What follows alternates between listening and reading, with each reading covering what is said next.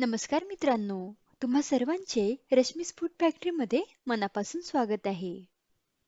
मित्रांनो, आज आपण मस्त खमंग आणि रुचकर असं खारं वांग बनवतोय. चला तर मग आता आपण रेसिपीला सुरुवात करूयात. इथे मी पाव किलो काटेरी वांगे घेतले आहेत आणि या भाजीसाठी आपल्याला असे छोटे छोटे वांगे घ्यायचे आहेत. एका भांड्यामध्ये 2 ग्लास पाणी घ्यायचं आणि त्यामध्ये अर्धा चमचा मीठ टाकून मिक्स करून घ्यायचं आहे. ही वांगी आता आपण कट करून घेऊयात.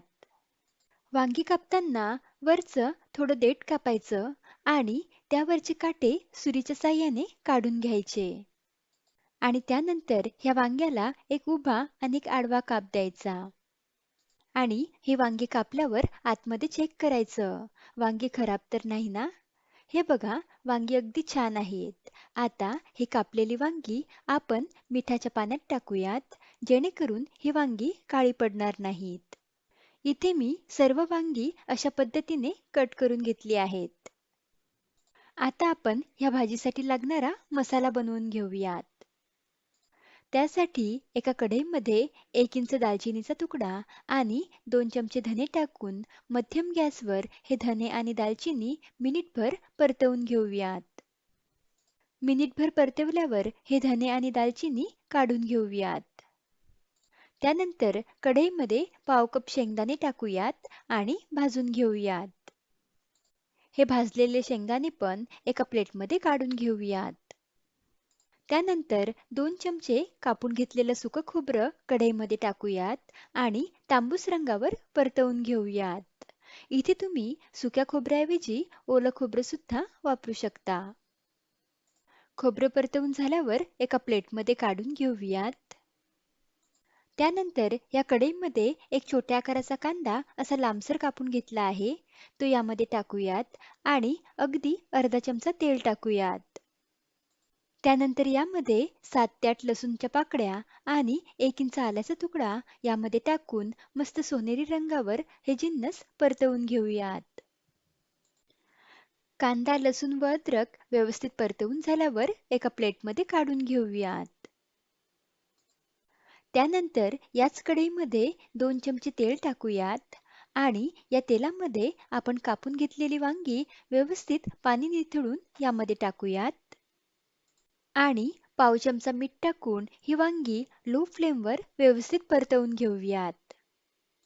वांगी अशी परतवून घेतल्यामुळे ह्या वांग्यांचा कडवटपणा दूर होतो. वांगी परतवून झाल्यावर लो फ्लेमवर यावर झाकण ठेवूयात आणि 1-2 मिनिटे ह्या वांग्यांना मस्त वाफ काढून घेऊयात. आता 2-3 मिनिटांनंतर पहा, ही वांगी मस्त परतवून झाले आहेत. मध्ये मी 2 वेळा ह्या वांग्यांना परतवून घेतलं होतं. ही वांगी आता एका प्लेटमध्ये काढून घेऊयात.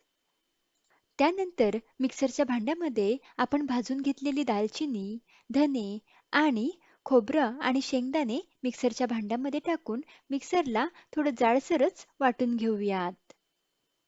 खोबरं, शेंगदाणे आणि धने व्यवस्थित वाटून झाल्यावर एका प्लेटमध्ये काढून घेऊयात.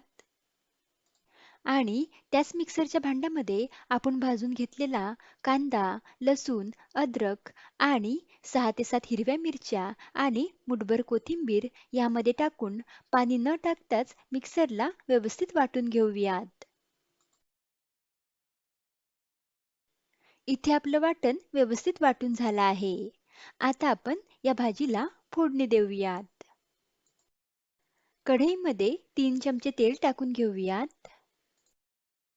तेल गरम झाल्यावर यामध्ये अर्धा चमचा जिरे आणि आपण वाटून घेतलेलं हिरवं वाटण यामध्ये टाकूयात आणि लो फ्लेमवर मिनिटभर परतवून घेऊयात. मिनिटभर परतवून झाल्यावर यामध्ये अर्धा चमचा लाल मिरची पूड, अर्धा चमचा हळद, 1 चमचा गरम मसाला आणि चवीपुरतं मीठ टाकून लो फ्लेमवर मिनिटभर हे सर्व जिन्नस परतवून घेऊयात. सर्व जिन्नस व्यवस्थित परतवून झाल्यावर यामध्ये आपण जे शेंगदाणा व खोबऱ्याचं वाटण बनवलं होतं ते यामध्ये टाकूयात आणि मिक्स करूयात. आता इथे मी ज्या भांड्यात वाटण वाटून घेतलं होतं त्या भांड्यात अगदी 2 चमचे पाणी टाकूयात आणि ते पाणी या वाटणामध्ये टाकूयात आणि मिक्स करून घेऊयात. लो फ्लेमवर हे सर्व जिन्नस आपल्याला या मसाल्याला मस्त तेल सुटेपर्यंत परतवून घ्यायचे आहेत. तुम्ही बघू शकता या मसाल्याला मस्त तेल सुटलं आहे. यामध्ये आता भाजून घेतलेली वांगी टाकूयात आणि मिक्स करूयात. वांगी व्यवस्थित मिक्स केल्यावर यामध्ये 1 ते सव्वा ग्लास कोमट पाणी टाकायचं आणि व्यवस्थित मिक्स करून घ्यायचं आहे. लक्षात ठेवा, इथे आपल्याला कोमट पाण्याचाच वापर करायचा आहे. हे खारं वांग थोडं घट्टच असतं, त्यामुळे यामध्ये खूप जास्त पण पाणी टाकायचं नाही आहे.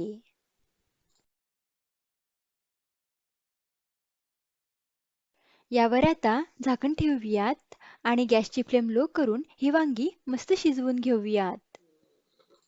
मध्ये मध्ये ही वांगी 1-2 वेळेस व्यवस्थित हलवून घ्यायची आहेत.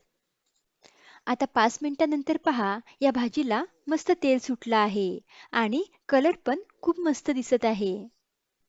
आणि इथे बघा, ही वांगी पण व्यवस्थित शिजलेली आहेत.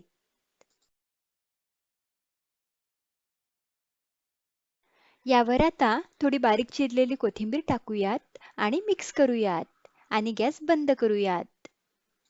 तयार झालं मस्त चमचमीत असं आणि खायला अगदी चविष्ट लागणारं खारं वांगं. ही खाऱ्या वांग्याची भाजी तुम्ही भाकरीसोबत किंवा चपातीबरोबर खाऊ शकता. चवीला खूप अप्रतिम लागते.